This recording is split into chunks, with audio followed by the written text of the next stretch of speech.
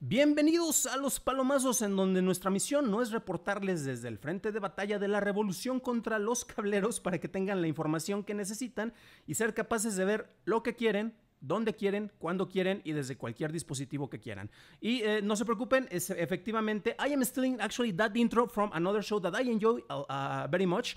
And instead of ripping ideas from people who are more talented, allow me to introduce you tonight's guest, Tom Merritt. How are you doing, Tom? I'm doing well. That intro sounded strangely familiar to me. Yeah, it's just, we just tweak it a little bit to avoid copyright lawsuits or something like that. I'm going to have to get the translation. I'll start doing Cordkillers in Spanish next time. Okay, actually, we could say, yes, this is Los Cortacables now en español. Sí. All right. Well, thank you very much to everybody who is watching in here, and especially thank you, Tom, for joining us tonight to talk about actually one topic that you deal with pretty much every week, which is the streaming services, and either for the way that we're watching content or actually the way that we are creating content and how we are distributing different channels in here. So before doing that, why don't you tell us actually, Cordkillers, what is that show about? Sure. And thank you for letting me explain it in English. I could understand what you were saying, but I don't think anyone else would be able to understand what I was saying if I could speak back in Spanish. Not yet, anyway. Cordkillers is a show about cord cutting. It started as another show called Frame Rate on a different network, but it started with Brian Brushwood and me wanting to talk about this revolution of video and TV. And we started by just talking about the geeky TV and movies, but we eventually realized that the most popular stuff we were talking about is how do I get it? What are the services? What are the devices? And this was back when there weren't many. And as we've continued to do the show, we've started to cover all of these services that are out there, all of these places to buy TV and movies and watch them at home, or to stream them with Netflix and other services like that. And so every episode is devoted about half to how do you get the stuff, and about half to, well, once you have the stuff, what should you watch? And then we have a sister show to Cordkillers called Spoiler in Time, where we actually talk about the shows that we've watched and spoil what we felt about them. So it's really just us enjoying watching TV and movies and being able to talk to folks about it.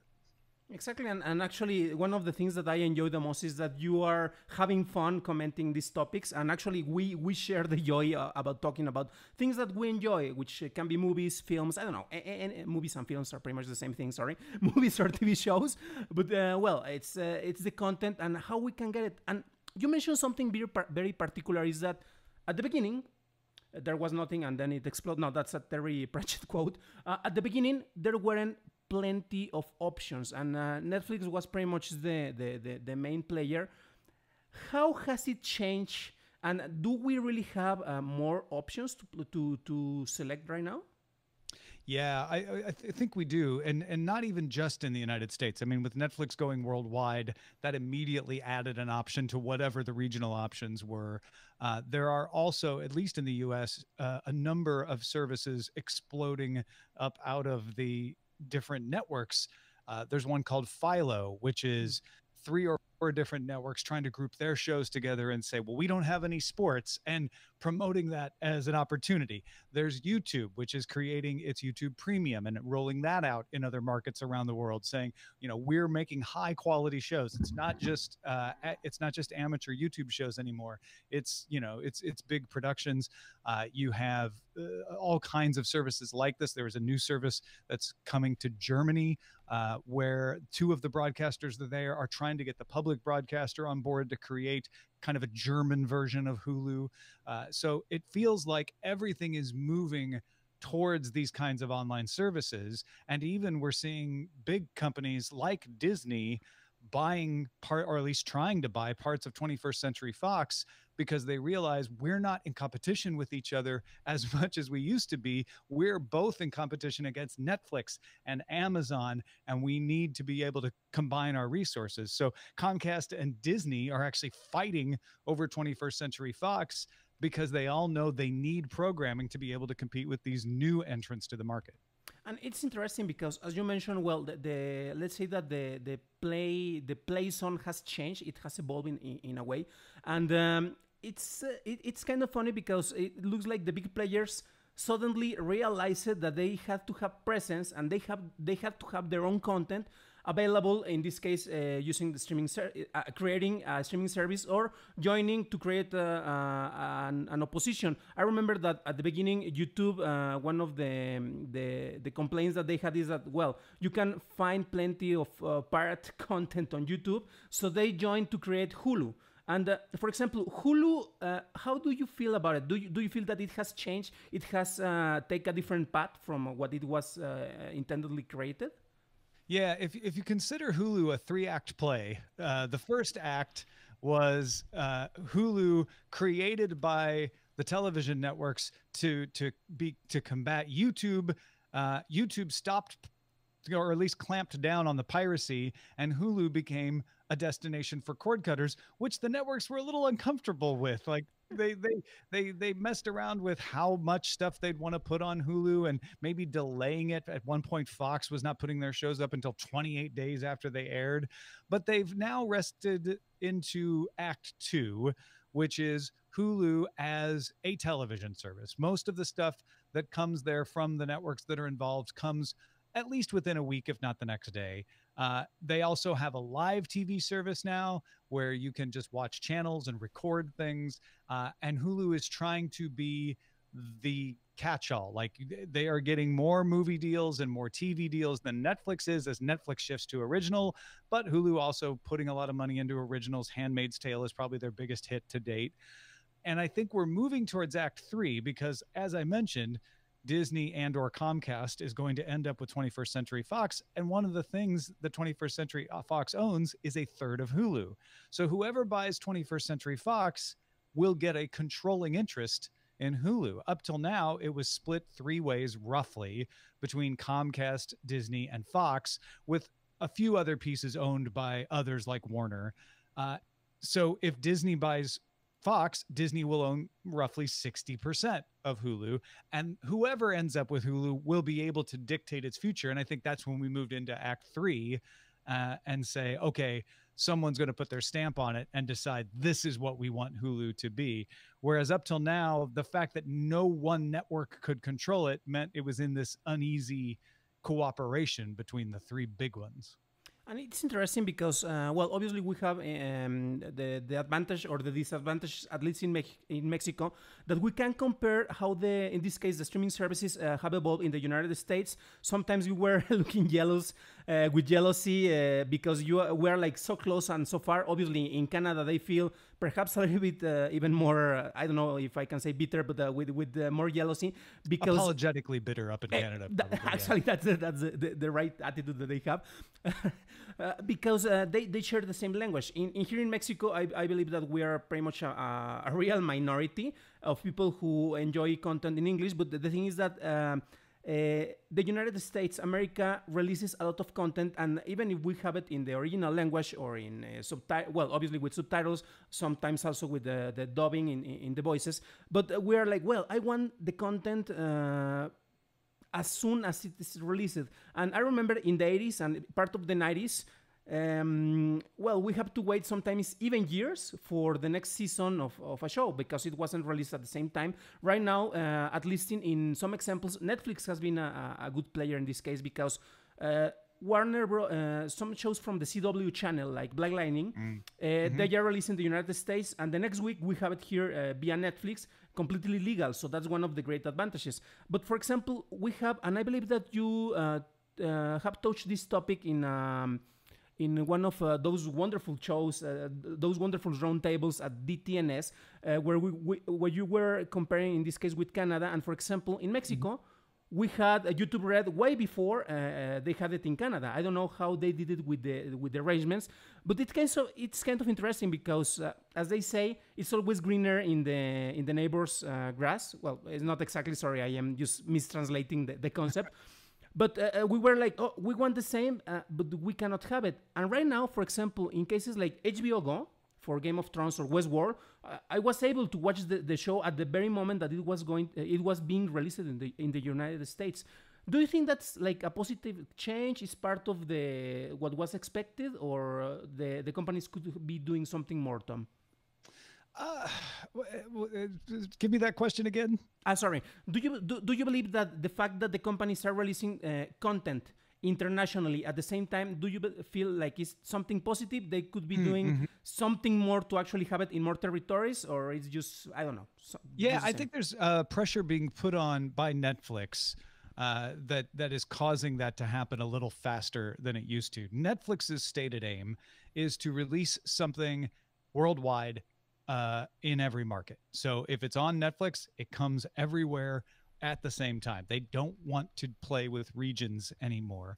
And with the internet, you don't really need to play with regions. If you use a virtual private network, it's a game of chicken because the Mhm. services keep trying to stop you, but you can watch the thing that's region locked by spoofing your IP address to look like you're coming from that country. So even with Netflix, for instance, Terrace House is a Japanese show that in the rest of the world is released in blocks of 8 episodes, but in Japan, it's released weekly. So if you use a Japanese VPN, suddenly you can watch it differently. But Netflix doesn't want to have to do that. They do that because they have existing deals, in this case with Fuji Television, with Terrace House, but they are getting deals from companies in order to keep their catalog big. So for instance, Star Trek Discovery outside of Canada and the US comes to Netflix weekly. But if you're in the US, you have to get CBS All Access. In Canada, you have to get it somewhere else. So, there are exceptions to this, but what Netflix would rather do is Lost in Space everywhere, all around the world at the same time. Stranger Things everywhere, all around the world. Those are shows that they own, they make, they can do whatever they want. And because of that, I think because of those two things, the VPN and Netflix wanting to do this with their own shows, it's putting some pressure on companies to stop taking advantage of something that was just natural. I mean, in the old days, if a show aired in the United States, if you're in Colombia, you had no way of watching it until it came to Colombia, right? So, in Mexico, if you live on the border, maybe you could pick it up over the air, but in most of Mexico, you couldn't either. So there was just a natural barrier where companies could decide, well, let me sell it to someone there, make a little extra money. These days, if it goes on the internet, theoretically, there's nothing stopping you from watching it except technical competence. So companies are starting to realize, well, wait a minute, we actually can make a lot of money by owning the shows and producing them and putting them out everywhere. And Netflix is proving that model, I think. Mhm. And it's interesting because, for example, in the case of Netflix, they have been also working in creating original content according to the different areas where they are. They started, for example, with a show that wasn't exactly an original with Lilyhammer, and they moved. They created, in this case, House of Cards, and they move on. And for example, in Mexico, they started releasing different shows, and the really big hit that they have right now, and it's the show about Luis Miguel, a very famous Mexican singer, and they found like they finally found the perfect formula because every Monday morning, everybody's talking about the show, and we could say that it has even more impact than, I don't know, Game of Thrones, because it's part of a culture. And a shout out to one of my friends, Daniel Krause, because he's one of the screenwriters for this show. But it's interesting how they are actually adjusting, and also perhaps they don't have the complete release right, the complete rights to release an American show in the entire world, but they are compensating with content that it's more focused on the places where they are offering their services. So yeah, that's one of the things that Netflix has stated they want to do is create original content in the regions they operate. They're doing it in Mexico, they're doing it in Germany, they're doing it in Japan, and lots of other markets. And they also want to try to see if they can make that content popular outside of France, outside of Mexico. So it's varying levels of success on that, but it's interesting to watch. There's a German mystery horror show that previously would have only aired in Germany, only Germans would have known about it, but now it is becoming a little more well-known worldwide because of Netflix. Narcos was created for a kind of bi-continental market. They've created it so that it would be popular in the United States and Mexico, but also created it so that it would work in South America. You just have to flip which part has the subtitles depending on what your native language is. But I think we're going to see more of that, where shows, there are going to be the Luis Miguel type shows that are specifically for a market. They know it's going to be really big there. Maybe it'll be slightly popular elsewhere, but that's okay. They want to make it so that the local audience really loves it. But there are also going to be shows that are pan-regional, maybe not even worldwide popular, but popular in multiple areas at once. Exactly, and one example, for example, when we're looking at, in this case, in films in the general box office, it's one film that it's actually a remake, and it's called Overboard. It was with the famous actor here in Mexico, Eugenio Derbez, and obviously, well, we can see the source that I am using here is the numbers, and in Mexico, obviously, it's where it made most of the money, but it was interesting seeing that it was also released in Russia, on the Netherlands, in even the United Kingdom. Obviously, they didn't make a big bang in there. Obviously, in the United States, it was released in fewer theaters. However, it's part of the complementary plan in this case. I want to touch one topic that you were mentioning before, Tom, and it's about the fact that there are different companies acquiring different companies. In this case, one of the news that I actually was just checking like a few hours ago, it's that the Justice Department just approved Disney's acquisition of 21st Century Fox with the divestiture of regional sports networks. Well, we knew that the part of the sports and the news were like something apart, but how do you think this news affect the environment, in this case for the streaming services? Yeah, it's there's some complexities in this deal, and I don't want to get too down the rabbit hole, but the Justice Department approving the sale doesn't mean the sale is done. Fox has not yet accepted, Fox's board has not yet accepted the Disney bid because Comcast has a competing bid. What Disney got out of this was approval from the Department of Justice, so that if Fox decides to choose Disney's bid over Comcast, they're golden, right? They can just go ahead and finish it up. They've got the approval, whereas Comcast's bid has not yet got that Department of Justice approval. So it gives the Disney bid a little edge. Everyone expects Comcast to come back with a new bid that is more valuable than Disney's, and we'll see if they can also pull off some regulatory approval as well. But if they don't, it's going to be interesting to see what Fox does.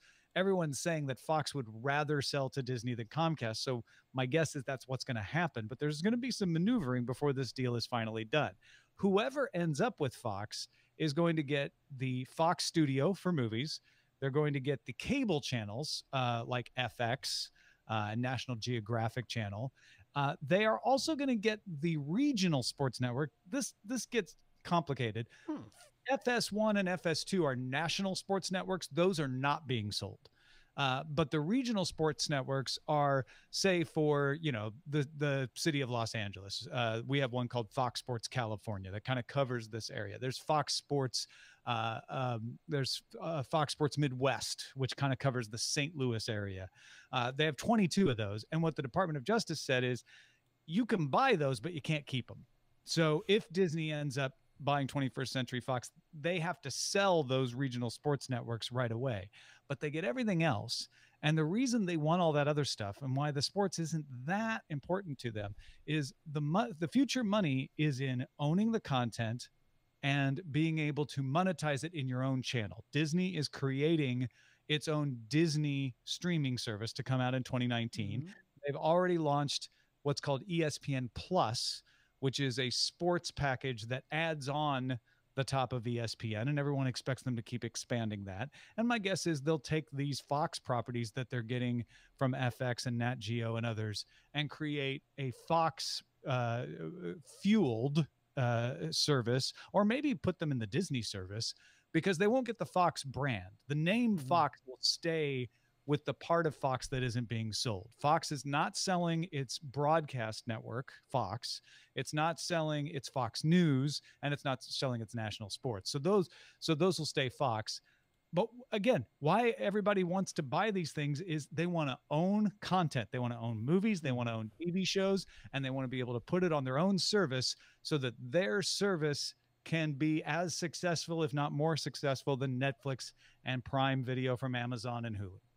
Which is interesting because we could say that at least in the United States you had before the big three companies, ABC, CBS, and NBC. It's kind of funny how it has been moving around. Every one of those companies being acquired or acquiring different components to have either distribution or more content to release. And for example, I remember that a long time ago, for a different topic, I heard that perhaps in the case of content creation, licenses like the James Bond license was pretty much just going to be acquired to a different company. In this case, I heard that it was going to be acquired by Fox.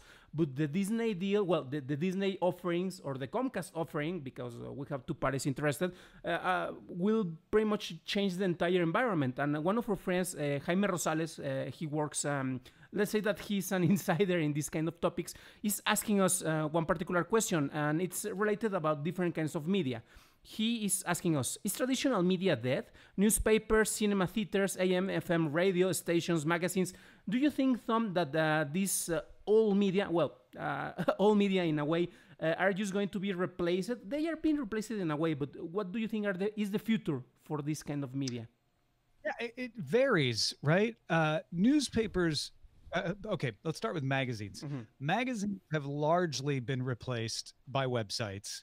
Especially in specialty publications like tech and sometimes food. But there are still a lot of magazines out there because there is something to being able to hold pictorials, right? Magazines have shifted to being very photo oriented because that's where they still look way better than a tablet can look. And I think that advantage is going to last for a long time.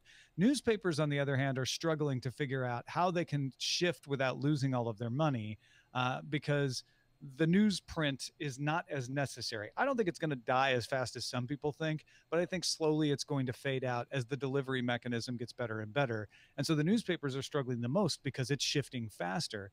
Music has obviously moved almost entirely to online, such that vinyl is making a comeback, because if you want something physical, you don't want a CD, you want something cool looking. So people are, at least that's my opinion, of why people are buying vinyl if they're not buying online music. And really streaming services are there. And I think the same thing's happening to television.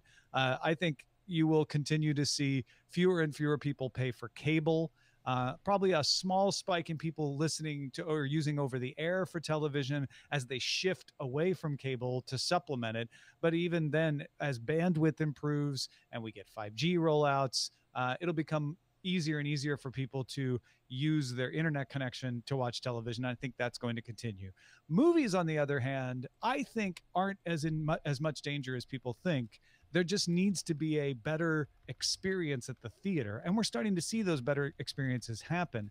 We're going to have fewer movies that are big in the theater, but I think that will continue. And then radio is the one I can't wrap my head around, because people, I would have thought by now, oh, with a phone in your pocket that has an online, a constant connection and the ability to download podcasts and download music, why would anyone need radio? And yet it persists because it's just easy. So I think radio may last a lot longer than people think, but even that eventually will be carried over the internet, and you'll just get it on your device. And it's also one of the big questions, and it depends in the market, as we were talking before, because, for example, for a sports radio, it's usually a better option if you don't have a TV. Well, we are living in right now because we have the World Cup, but I thought that perhaps podcasting, because you have a great podcasting content in news, for example, sport-related, tech-related, and I thought that it was going to be replacing bit by bit the radio presence, but at least in Mexico, podcasting hasn't been as popular as in the rest of the world, which is kind of sad for us content creators in this case, but every market has a different kind of dynamics. And it's kind of interesting. Now we're going to focus a little bit more in the content creator, not in the content consumption. And I was looking, for example, I use a particular service called Restream to send the signal not only to YouTube, but to Facebook, to different services, because, well, the audience is in different places. And also because YouTube hasn't been at least really, really nice, or is not as a nice place as it used to be, at least in my case. But when looking to the different places where I could stream the signal, and I'm going to share the screen in here. It's for me it was like, whoa, there are plenty, because well, I knew about Twitch, I knew about YouTube gaming, well, obviously Ustream, YouTube of course, Periscope, but there are plenty of places in here that I didn't even have idea that they were options for me to stream. In this case, the signal for this very talk. And in recent days, we actually had an interesting movement created by the creators of Instagram, because suddenly IGTV just came to the place of streaming for users or also for companies. We were talking before the transmission about I was asking Tom if I should start streaming content in there, and it's, I believe, an open question. But what do you think will be the impact, or we're just predicting, that IGTV could have with other services like YouTube? I don't know. Okay, so one of the weird things about IGTV is that it is limited to your phone. Mm-hmm. It is meant to be viewed on your phone or maybe your tablet. But it is not something you're going to watch on your television. And they're betting that they're reading their data right, that people who like Instagram want a little bit longer video from the people they like to follow on Instagram. So they're giving those people a chance to upload more polished video that's longer length than the 60 seconds that you might want to put on an Instagram video. And I at first was skeptical that this would work as well as they thought, but I was surprised at how many people wanted to come on Daily Tech News Show and talk about IGTV.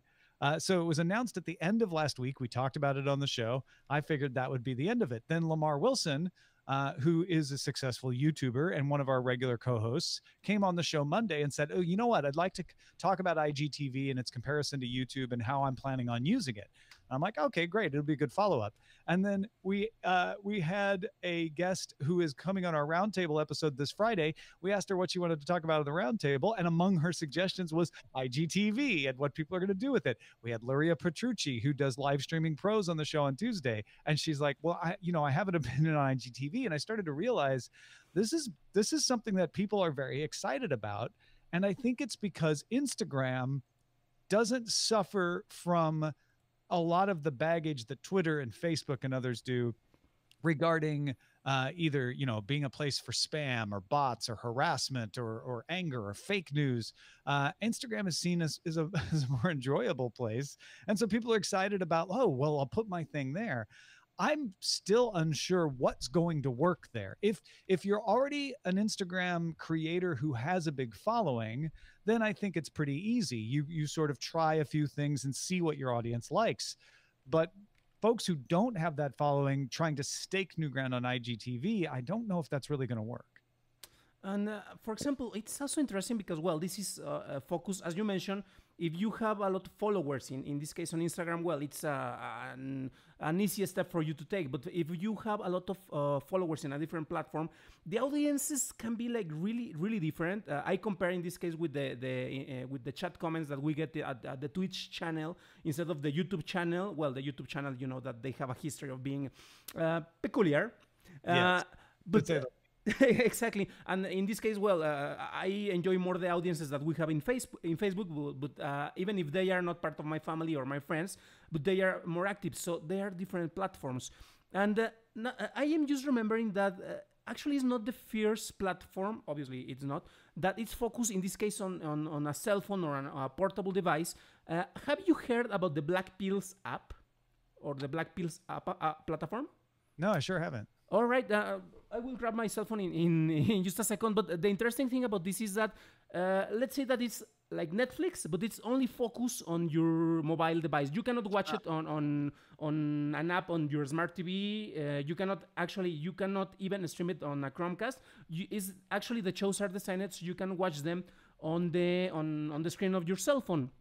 I don't have actually the screens of the shows, but I will grab my phone in 1 second. But it's interesting because there's an entire business model focused on creating original content. They have even, for example, people related to famous directors creating content, in this case for the cell phone. So it's like, well, they just found a different window in this case.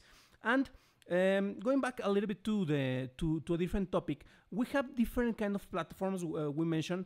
But also we have different kind of markets. And one of the sites that I was looking before, and I will just make a brief comment, is that in this case in China, a very popular site that actually they became part of the news early this year because they released stock options. They went public, and it was like a huge bang because they were the huge next thing in China. And I'm talking about the YY.com. And pretty much is just content created by the users, and you pretty much in most of the shows have somebody speaking to a camera. You are not even watching tutorials. You are not even having something that could be like educational. Well, perhaps some content in there, but it was making a huge impact in this case in the Chinese culture. If people want to know more about this, I strongly recommend to watch People's Republic of Desire. This was a film that actually I believe that won at South by Southwest in this year, and actually deals with the impact that the celebrity culture has on the users, on the people who is creating the content, and also in the people who is watching. Do you believe, Tom, that in the case of content created by the users, by you, by me, like this video, what is the kind of impact that it can have on the regular viewer? I think what's interesting about something like YY.com is we're starting to see people create a service that is tailored to the region's subculture. And maybe subculture is not the right word, but for instance, in America, we don't have an equivalent to the Japanese idol culture. And it looks like YY.com is taking advantage of a similar sort of situation in China, where you have people who are famous for being personalities or for being a host, right? In the US, we have those people are either YouTubers and they have to, like you say, they have to do something, or they're Twitch and they're just playing games. And I think one of the misunderstandings people have with Twitch is people don't become famous on Twitch because they're very good at playing video games. They become famous on Twitch because they're fun to listen to while they're playing video games. They're fun to watch while they're playing video games. And it sounds like in YY.com's case, these are people who are just fun to listen to, and maybe because they're talking about fashion or beauty, I don't know, but it kind of cuts right to the heart of that. Is all of this YouTube, YY.com, anything out there, Line, it all creates celebrities because people want to connect with that person who is on video. So it's really interesting to see the internet go from a small slice, a subculture, to a worldwide agency where everyone assumes, oh, well, whoever is good on the internet will be good worldwide, to realize, well, wait, maybe not. Maybe you have to tailor different services to different types of cultures because their expectations and what they find enjoyable are different from place to place. Exactly. And as you mentioned, for example, Japanese culture, Chinese culture, Korean culture, and well, today in Mexico, we have a huge debt of gratitude to the Korean soccer team, because thanks to them, Mexico could advance in the World Cup, but that's a different story. They are actually being treated like heroes in here. Yeah, you're right. That's true. But it's Germany. They are very much not fans of Korea today. Yeah. I actually was talking via Twitter to good Matthias Keller about that, because, well, we have kind of well, not a bad, but a friendly competition in here. I finally grabbed my phone, and I will show just a little bit about the Black Pills app. Let me just hide the lower tier, and it's in here. And for example, the content, as I was mentioning, is optimized in this case for your cell phone. You have different offering of shows, animated shows, action, and actually they have great. And these talent. are longer, right? No, that's the interesting thing, because most of the shows are between 10 to 12 minutes. So you can actually, for example, in this case, I am for the show, and you can see in here the shows and are 12 minutes. Okay. Every episode, and it's they have like in mind the fact that you might be waiting for the boss. So what you want to do is just grab an episode while you're waiting. It's how can I put it? It's content that perhaps is not meant to be watched like on the big screen, but they have a very particular focus, and I believe that it's what makes them interesting. And as I mentioned, they have I believe that is the daughter of John Cassavetes, a famous director, and I'm not going to show more because perhaps I will get a copyright claim in here. Yeah, it's But got to be. yeah. But you get the main idea. I have watched a couple of shows in here. One policial procedure show and one animated that they have in here, and I strongly recommend that because the production values are really good. It's something that I wouldn't believe that could be created in this case for the for something for the small screen. But well, let's go back in track. I believe that we were getting some different questions, but one other topic that I want to touch is the streaming services or the streaming options that we have in this case to create and distribute content have been used in different ways. And one example that I want to touch is about another movie, which is called Lost in London. And I believe that they actually did something that I wouldn't have expect in this case for streaming service, which is at the same time that I am recording a movie, it was being shown in selected theaters in London, and it was like a Beerman movie, but with asteroids, because it was obviously more complex to create. And I believe that it was a successful exercise in this case. Obviously, it has some problems with the scripting, with well, as every movie always have some problems. But Tom, you were mentioning me that you watch behind the scenes about this movie. Have you heard something else about this film, Lost in London? Yeah, I remember seeing it advertised because we have we have a system in the theaters here where I think it's called Fathom Events, where when the theater isn't showing normal Hollywood movies, they'll show special events. A lot of times it's just old classic movies being shown. Sometimes it's live opera, for instance, but it's always niche oriented. And this was one of the things they were advertising for Fathom Events, because you'd be able to watch it as it happened in London. And then they had some re-showings of it later as well. But the idea that you would take one camera, one take, and stream a movie live, like a feature film movie. It's not just a live stream. It's even beyond what they did with Grease on Fox, where they did the live musical. They've been doing those on lots of stations. This is meant to be a movie that will look just like a movie would look if you spent time editing it, but they're doing it live. And the behind the scenes was incredible. The amount of rehearsal that went in, the amount of preparation on the day of, and the planning for, if this goes wrong, this is what we'll do to try to be able to recover, was just intense. Like you say, the story may or may not be that interesting to people. It depends on how into Woody Harrelson you are, because it's based on a real thing that happened to him and how he got in trouble with the law in London. But just the attempt of that feat is fascinating. Exactly, and it was, I believe, that well received, mostly because of it's a huge endeavor to do that.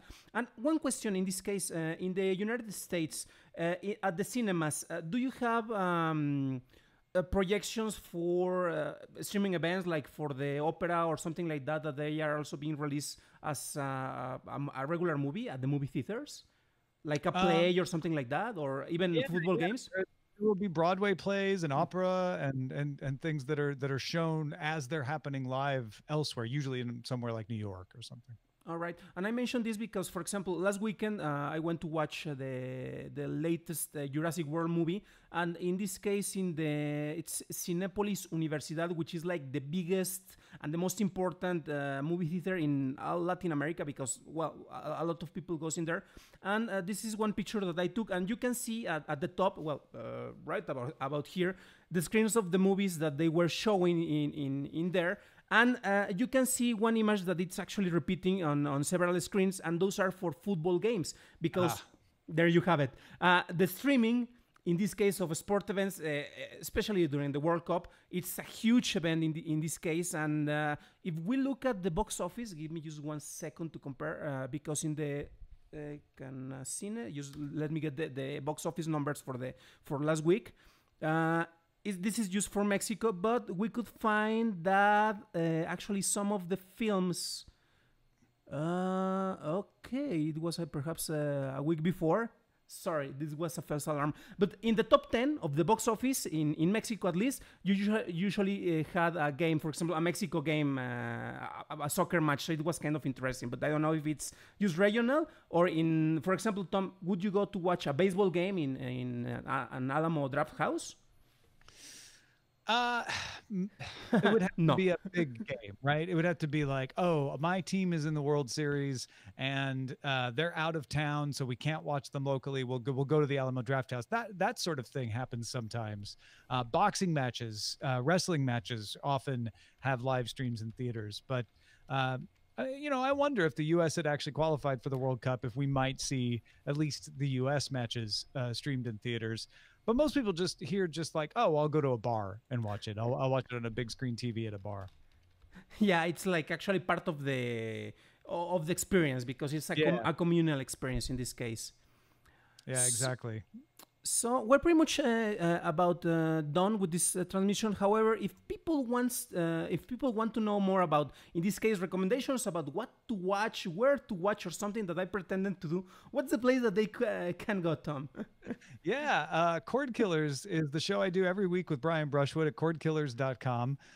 We talk about how to be able to watch what you want, when you want, where you want, on whatever device you want, both as far as the devices and the services you can choose from, and the shows and what services they're showing on. And if you're a patron of us, you get a little early our episode Spoiler in Time, where we talk about TV shows and movies that we've seen and what we think about them. So check it out. It's at cordkillers.com. Exactly, and also if you're a patron, you also enjoy a brand new section that it's the After Talk, where you actually can get inside the minds of the creators of this particular content. So there you have it. And also, if people want to follow you on Twitter, I believe that it's twitter.com/ I cannot pronounce it, Tom, please. Ace Detect. There you are. Just search for Tom Merritt. If you get twitter.com/Tom Merritt, it points you to Ace Detect. It's a long story, but yeah, it's ACEDTECT. All right, and with that, pretty much we are finished with this transmission. Let me check if we have another question from the audience. Well, yes, but it's something related to a different topic. But well, thank you to everybody who has been watching this show with us. Tom, thank you very much for your time. I know that you're really busy, but man, especially for the to clarify a lot of ideas. In this case, like the Disney Fox deal. Thank you for your time, for your patience, and your knowledge. De nada. Thank you for having me. And thank you for being flexible with the schedule. I got to watch Ant-Man and the Wasp early yesterday, and so I'll be able to talk about what I thought about it on Cordkillers next week. But the short version is, thought it was pretty fun and pretty great. So I'm looking forward to everybody else getting to see it. Damn, I have some sort of envy in this case because actually the press release, well, the press screening for that movie, it was moved from this week, and I will be able to watch it until next week. But well, I am glad that you actually like it. But well, we're going to watch it anyway. So, yeah. Well, thank you very much to everybody, to Ricardo, to Jaime, to everybody who was watching this show. And once again, thank you for your time, Tom. And we're going to record just one small question for the patrons. See you around.